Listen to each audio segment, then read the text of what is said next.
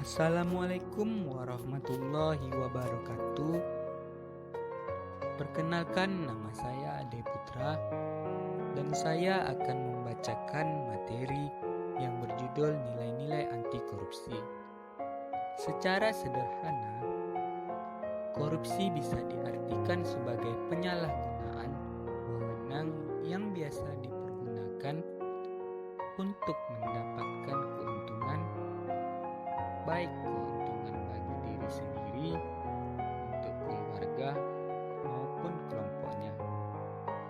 Nah, ada 9 nilai-nilai anti korupsi, yaitu sebagai berikut. 1. Kejujuran. Kejujuran berasal dari kata jujur yang dapat didefinisikan sebagai sebuah tindakan maupun ucapan yang lurus, tidak berbohong, dan tidak curang. Jujur merupakan salah satu nilai yang paling penting dan paling utama dalam anti korupsi, karena tanpa kejujuran seseorang tidak akan mendapatkan kepercayaan dalam berbagai hal, termasuk dalam kehidupan sosial. Kedua, kepedulian.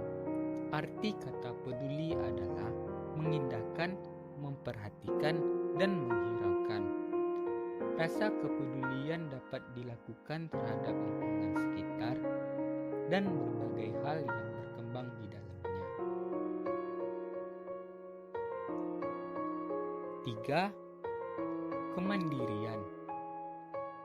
Di dalam beberapa buku pelajaran dikatakan bahwa mandiri yaitu dapat berdiri di atas kaki sendiri. Artinya, tidak banyak bergantung kepada orang lain dalam berbagai hal. Kemandirian dianggap sebagai suatu hal yang penting harus dimiliki oleh seorang pemimpin, karena tanpa kemandirian seseorang tidak akan mampu memimpin orang lain. 4. Kedisiplinan. Definisi dari kata disiplin ialah ketaatan atau kepatuhan kepada peraturan. Sebaiknya untuk mengatur kehidupan manusia memerlukan hidup yang disiplin. Manfaat dari disiplin ialah seseorang dapat mencapai tujuan dengan waktu yang lebih efisien. 5. Tanggung jawab. Kata tanggung jawab adalah keadaan wajib menanggung segala sesuatunya kalau terjadi apa-apa, mulai dituntut, dipersalahkan, dan diperkarakan. Seseorang yang memiliki tanggung jawab akan memiliki kecenderungan menyelesaikan tugas dengan lebih baik. Seseorang yang dapat menunaikan tanggung jawabnya sekecil apapun itu dengan baik akan mendapatkan kepercayaan dari orang lain. 6. Kerja keras. Kerja keras didasari dengan adanya kemauan. Di dalam kemauan terkandung keteladanan, ketekunan, daya tahan, daya kerja, pendirian, keberanian, ketabahan, keteguhan, dan pantang mundur. Yang ketujuh, kesederhanaan. Dengan gaya hidup yang sederhana, manusia dibiasakan untuk tidak hidup boros, tidak sesuai dengan kemauannya. Dengan gaya hidup yang sederhana, seseorang juga dibina untuk memprioritaskan kebutuhan di atas keinginan. Selanjutnya yang kedelapan ialah keberanian. Keberanian dapat diwujudkan dalam bentuk berani mengatakan dan membela kebenaran, berani mengakui kesalahan, berani bertanggung jawab, berani mengambil risiko, dan lain sebagainya. Nah, yang terakhir ialah keadilan. Keadilan adalah penilaian dengan memberikan kepada siapapun sesuai dengan apa yang menjadi haknya, yakni dengan bertindak profesional dan tidak melanggar hukum. Keadilan berkaitan erat dengan hak. Dalam konsepsi bangsa Indonesia, hak tidak dapat dipisahkan dengan kewajiban.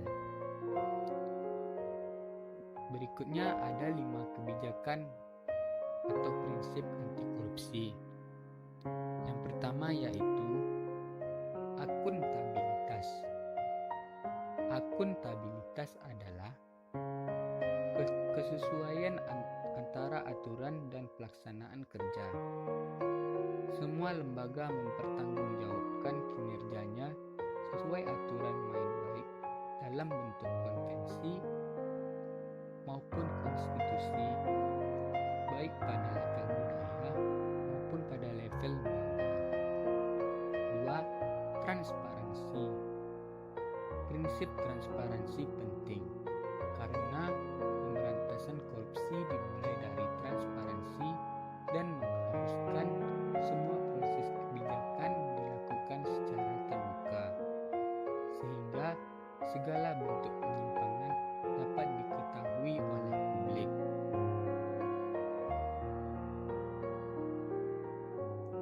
3.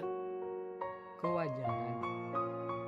Prinsip fairness atau kewajaran ini ditunjukkan untuk mencegah terjadinya manipulasi ketidakwajaran dalam penganggaran, baik dalam bentuk markup maupun ketidakwajaran dalam bentuk lainnya.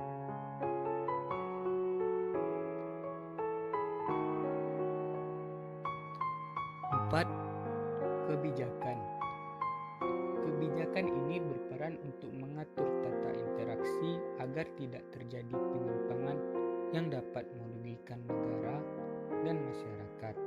Kebijakan anti korupsi ini tidak selalu identik dengan undang-undang anti korupsi, namun bisa berupa undang-undang kebebasan mengakses informasi, undang-undang desentralisasi, undang-undang anti monopoli, maupun undang-undang lainnya. Dan yang terakhir adalah kontrol kebijakan. Kontrol kebijakan